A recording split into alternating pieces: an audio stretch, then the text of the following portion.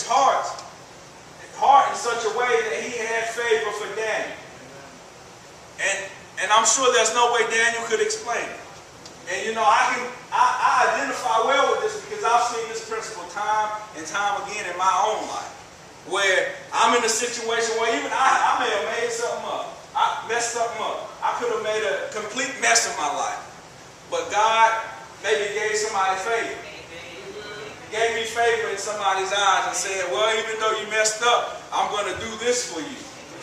And that's happened to me many a times in my life. So I understand that principle. And so God is sovereign. And even though you're in a place where you might be down and out, you might be in the valley, if you remember that God is sovereign and that he can do what he did for Daniel right here in your life. He can give you favor and grace when you don't deserve it. Amen. Or when you didn't do anything but be there. Amen. And so that's very important. Number 10, and the prince of the eunuchs said unto Daniel, I fear my lord the king, who hath appointed your meat and your drink. For why should he see your faces worse liking than the children which are of your sort? Then shall you make me endanger my head to the king. Then said Daniel to Melzar, whom the prince of the eunuchs had set over Daniel, Hananiah, Mishael, and Azariah, prove thy servants, I beseech thee, 10 days, and let them give us post to eat and water to drink. Okay, now let's look at what happened. Daniel first approached the prince of the eunuchs, and he said, can you just feed us some vegetables? I don't want to eat this stuff, basically. So I won't have to defile myself. Okay, and then the prince of the eunuchs says, well, hey man, I like you and I understand that, but just because I like you, I can't go about changing all the rules. I can't just change the rules because I like you. And I think you're a good guy. And so later, and we can tell this later because in verse 8 and 9, Daniel's talking to the prince of the eunuchs, and in verse 11, Daniel's talking to Melzar, whom the prince of the eunuchs had set to keep guard over them. And so Daniel comes back and he has a plan B, so to speak, a different idea. And he says, hey, if you just test this out, do what I request, what I'm asking, just for this small period of time, maybe just between us, and I believe that my God will be faithful unto me, that I will be fine. And so what Daniel displayed right here is trust and faith in God.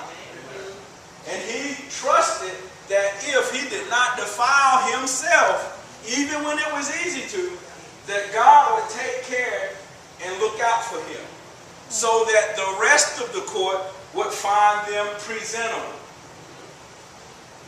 And we would do well to do that in our lives. Have such a trust and faith in God that even though it might be easier, even though it might be more convenient to do the wrong thing, that we trust God that he will reward our faithfulness and so much that he will bring us through those situations.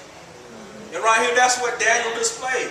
He said, I know it's going to cause a whole bunch of stink and trouble. The king will get mad if I don't eat this meat, but let's try this. I believe that if I'm faithful, God will take care of me. And he showed that. And he even says in verse 13, then let our countenances be looked upon before thee, and the countenance of the children that eat of the portion of the king's meat, as thou seest, and as thou seest, deal with thy servant. So he consented to them in this matter and proved them 10 days. And so the lesson that we can learn from verses 8 and 14 is that when God's people respond to adversity with courage and with courtesy, God may melt the heart of their adversaries. And now that's important with courage and courtesy. So many times we as Christians, we'll respond with courage, but we won't respond with courtesy. Amen. You know, you're trying to convince, somebody that's not a part of the kingdom to let you serve God in such a way, in an active way, like Daniel's doing here. And we'll serve with courage, but we won't respond with courtesy. And that ruins the witness in such a way.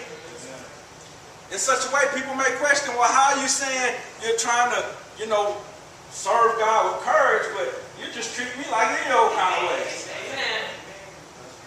So you have to do it with courage and with courtesy. You can't be just like, I don't care what you say, I'm a child of God. Because not all the time do you have that kind of authority. You can't tell a policeman, don't write you a ticket because you're a child of God and God's going to bring you through. I don't care what you say, you better not write me no ticket. He's probably going to sit there and write you a ticket. But if you take the approach that Daniel took with courage and courtesy, then you will allow God the opportunity to maybe work in that person's heart. Just like you did right there.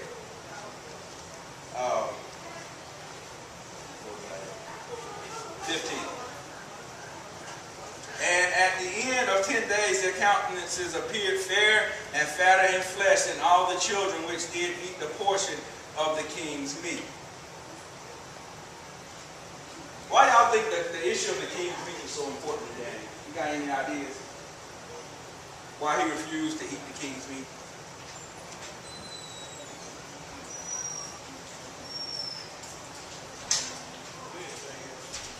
Sacrifice to idols. There you go. There you go. There are probably two reasons why Daniel refused.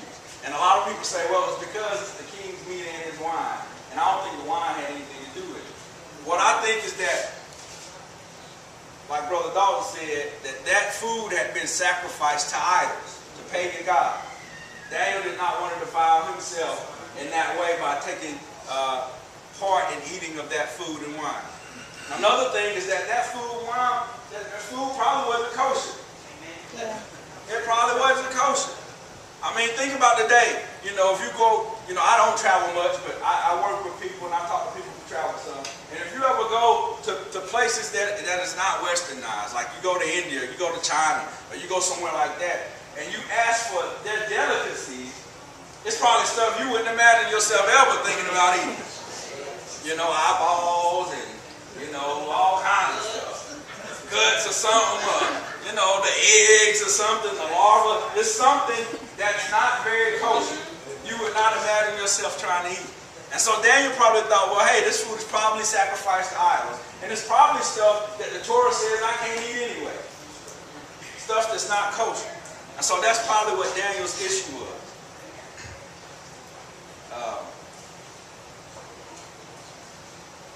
16, thus Melzar took away the portion of their meat and the wine that they should drink and gave them pulse. That just means like vegetables and stuff.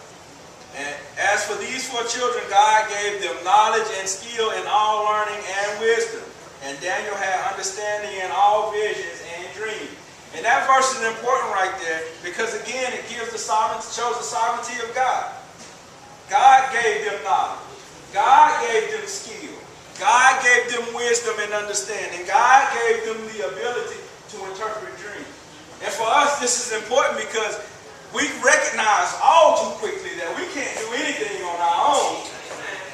But it's also hard for us to trust that God will give us the skill, that God will give us the wisdom, that God will give us the knowledge to accomplish His will. That's something we've got to get better at. God can use you, and everybody else that know Him to accomplish His will. If we trust that He will give us the skill, the wisdom, and the knowledge to get it done. We got to recognize that all this stuff comes from Him. And let me hurry through this last part because we're about done. Now at the end of the days that the king had said he should bring them in, then the prince of the eunuchs brought them in before Nebuchadnezzar. And the king communed with them, and among them all was found none like Daniel, Hananiah, Mishael, and Azariah. Therefore stood they before the king. Excuse me. Now look at that. Verse 19. Nebuchadnezzar had already changed their name. But the word right here, in showing that they found none other like them, used their Hebrew name. Underscoring the fact that it was God and their foundation in God that got them through. That made them, showed them worthy. And in all matters of wisdom and understanding that the king inquired of them, he found them 10 times better than all the magicians and astrologers that were